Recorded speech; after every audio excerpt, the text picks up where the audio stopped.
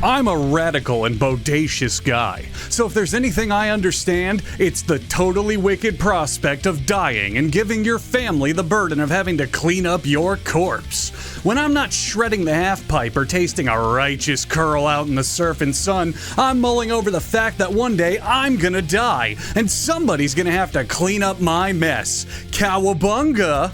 This video is about some of the tubular, insane shit the world does to dead people besides having sex with them. Well, okay, some people have sex with them, but that's not really an interesting video.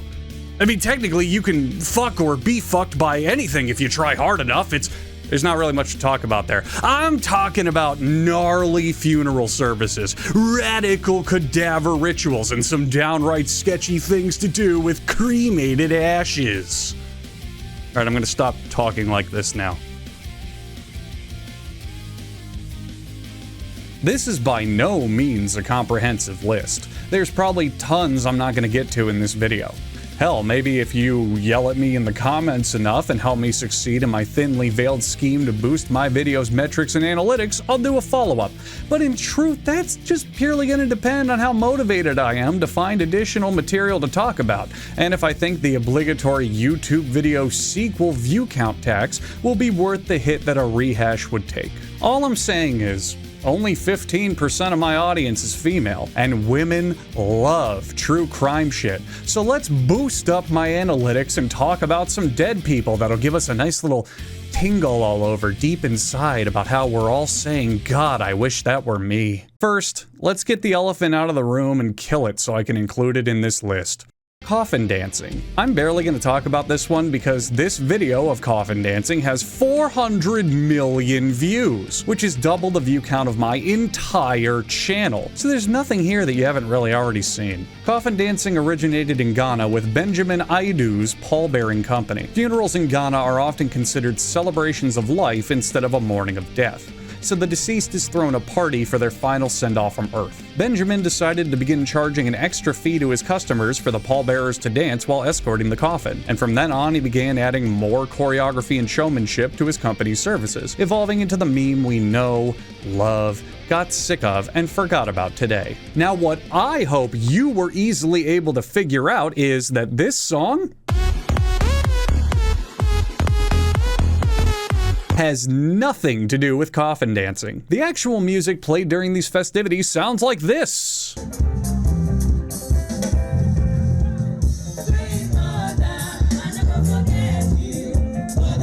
You know, African music. That would make sense. Why would they dance to a 2010s EDM song from the Netherlands at a traditional African funeral? That's pretty strange that the upload of this coffin dance says that it's the official music video HD when it's not. This is the official music video for Astronomia, the song from the coffin dance videos.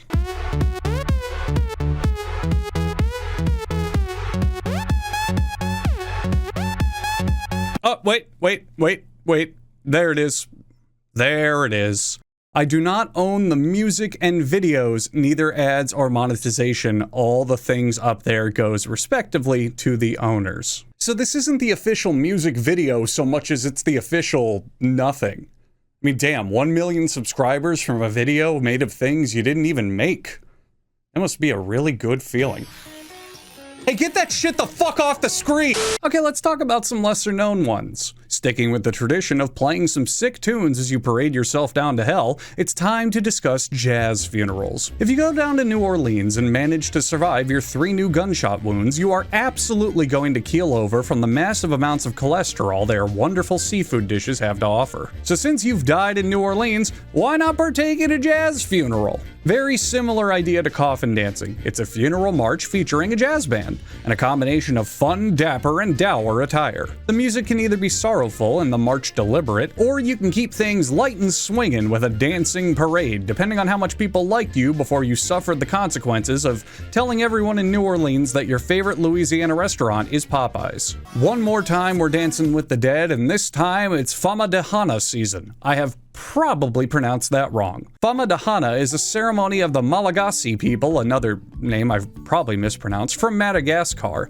and it translates to the turning of the bones. It's a time when people swipe their dead ancestors out of their crypts, rewrap them in fresh cloth, write the names of the deceased on the cloth to never forget them, and then boogie while most likely shaking some fresh corpse dust straight into their eyes. There's actually a bit of controversy over whether or not this tradition should keep going. Silk shrouds are becoming an expensive commodity in Madagascar, and the younger generation of Malagasy people are finding this practice outdated.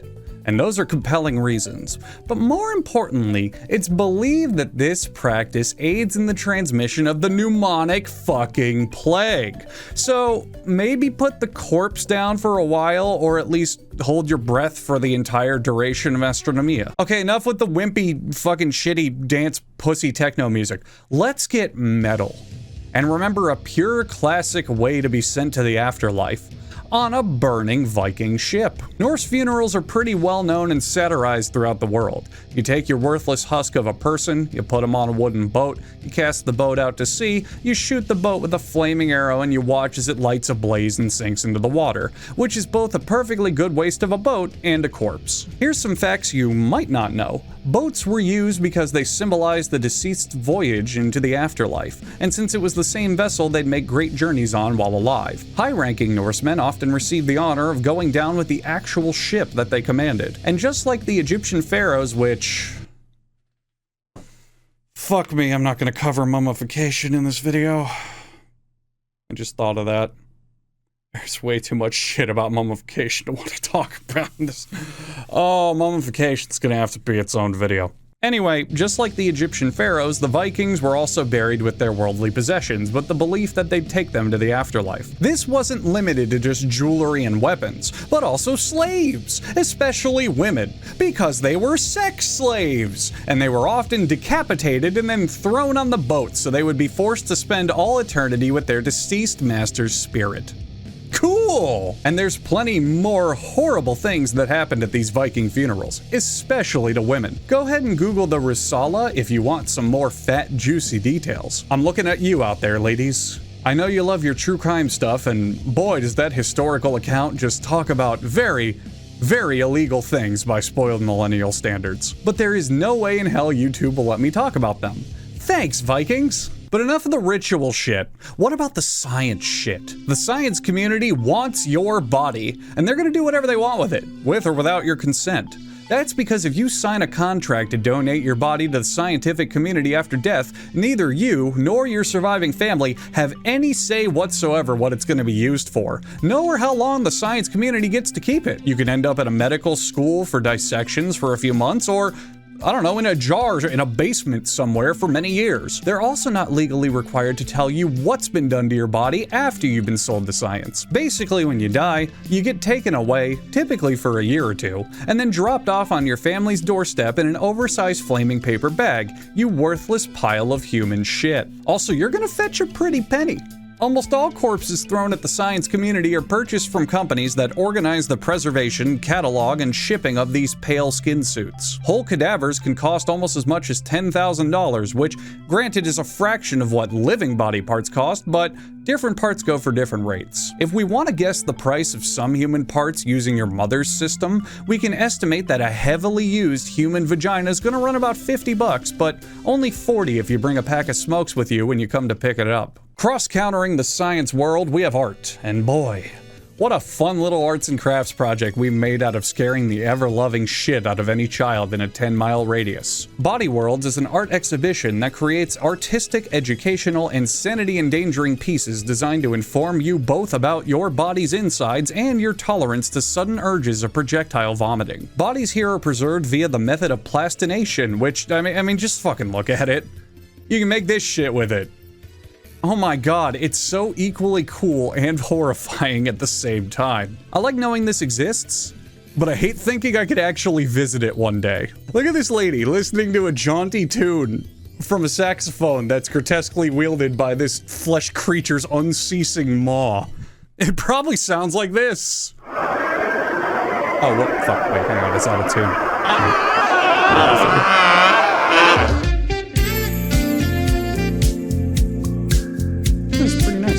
Okay, this one I'm gonna need you guys to play Dora the Explorer on because it's just a rumor, I guess. Back when I first got the idea to make this video a very long time ago, because man, am I behind on making the videos that I've jotted down on my little notebook.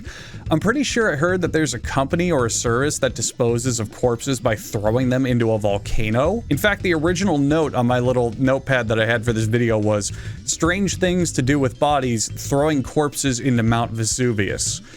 Is this real? I don't think it is, and I can't really find any evidence of it happening anywhere outside of people falling into volcanoes on accident. So I may just be thinking of the plot of a movie like Spy Kids or something. I don't know. If you or anyone you know has ever used or knows of a service that throws corpses into volcanoes, send me a self-addressed envelope to Huggbees Viewer Mail, 1600 Pennsylvania Avenue, Northwest Washington, D.C. 20500. Be sure to pay for additional postage if you're shipping across more than 4 state lines or internationally. And also clearly print your name and return address on the envelope, or else I won't know who to respond to. Or just leave a YouTube comment, whatever's easier. Okay, so as we all know and have been screaming at the computer while watching this video, the most fun thing to do with a corpse is burn it. Burn it into dust, specifically. That's why cremation's so popular. It's a wholesome activity that's fun for the whole family. Even the family members who no longer are going to be coming to family game night can participate in this one. There's 1,000,001 things you can do with ashes, whether human or otherwise. So let's focus on some of the weirder things I found that you can do with them. No pussy shit like planting a tree with them. Ooh, boo, save the planet. Ooh, make my body a tree. Cycle of life. God, I hate saving the environment so much. First up is eternal reefs, which make coral reefs out of human ash. What the fuck did I say about saving the environment? First up is the Eternal Ascent Society. These guys put your loved one's ashes in a balloon and launch it into space. Send your loved one on a final flight to the heavens. I guess God needs a little help getting your disintegrated grandma into heaven. Almost got it. Oh, God, wait, I got her, yep, oh, there we go. Oh, welcome to heaven, Mrs. Jensen. Oh, glad to have you here. Thanks for the boost, guys. Really couldn't have done it without you. She's safe, I got her now, she's in heaven. Oh, shit. I dropped her. Where'd she go? Where did she go? Oh, no, she's in North Dakota. Oh, I fucked up so bad. But maybe lifting to the very outer limits of space in a balloon isn't for you. Let's go to deep space. Celestis provides space flights that will send your dead skin cells into outside orbit for $2,495. Okay, come the fuck on. I understand not strapping my fat ass to a helium balloon, but for $2,500, you better be able to put me, my still beating heart, and my justified complaints on a rocket ship before I decide to finally get fed up and quit my terribly addictive breathing habit. Jesus, fuck this. I'll just go to SpaceX, where a flight to a space station is only $55 million. Okay, you know what? For just $2,850, I can reserve my seat on a Celestis flight tomorrow morning, and then use the leftover money to buy a handgun and a single bullet. I may as well, if life is gonna fuck me this hard. You wanna continue to scam your family even after you're dead? Become a diamond with Eterniva. Because even though you were worth so little in life, you can become completely worthless in death with Eterniva. Ashes are also pretty easy to mix into liquids. You can put them into paints, tattoo ink, glass, whatever.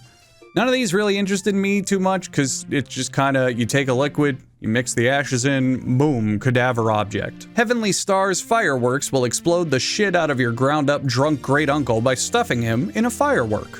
Finally, him making a mess everywhere will be entertaining instead of a grim reminder of his alcoholism. Now maybe your loved one had some unfinished business on this planet.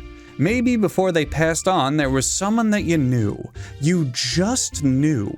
They wanted to drag down to hell with them. Holy smoke will put your loved one's ashes in a bullet. You know what to do. And finally, and I don't have a funny way to introduce this one, make an urn from your cremated loved one's 3D printed bust of their face.